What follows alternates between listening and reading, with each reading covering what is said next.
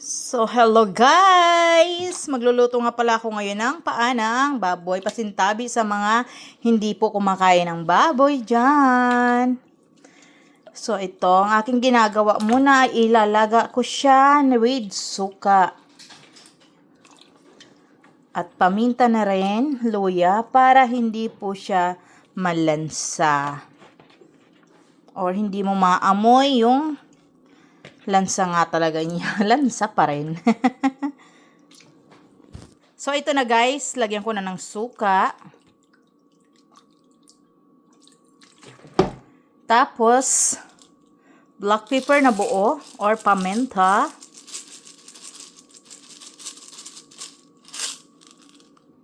And dahon ng laurel. Para po talaga, pag kumulo, mawala ho yung lansa. So, yun lang muna. See you later. So, ito na ang ating pork paa. Paa ng baboy. Pinapakuluan ko na siya at kita nyo naman, yung mga naglilitawan ay madumi po yan. Libag kumbaga.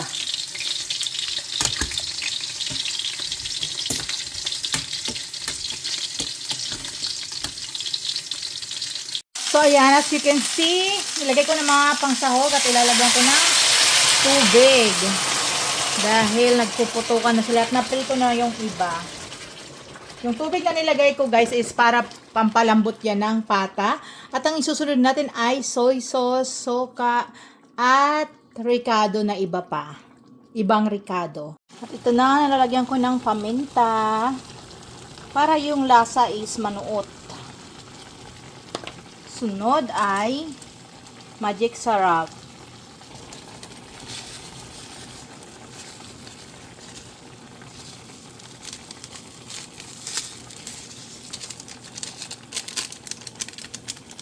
At tatakpan natin siya para lumambot. So, ito na ang ating paa ng baboy. Ayan. Mukhang maanghang.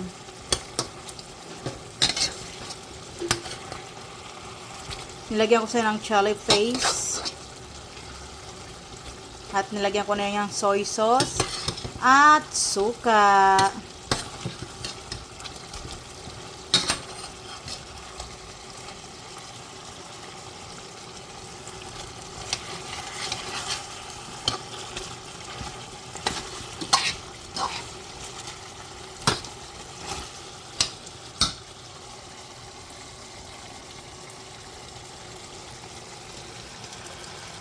Ready to dig in. Look at that. How beautiful is it?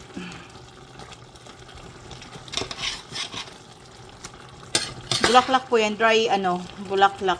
Ito yung bulaklak ng saging. Yan naman ang ilalagay lagi. Karaniwan. Sa ganitong luto. At ito.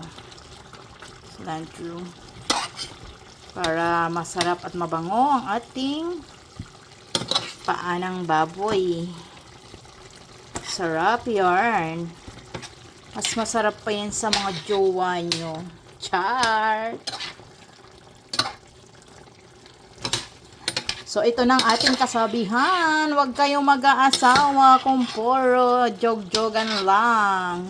Kailangan din ay yung asawa nyo ay marunong sa buhay at kung sa babae naman ay marunong magluto para walang gulo at hindi magreklamo si Mr. pag dating ng panahon, after 1 month, magiging survival ang relasyon nyo, chara. So, yun lang. Kain tayo mga kachismosa.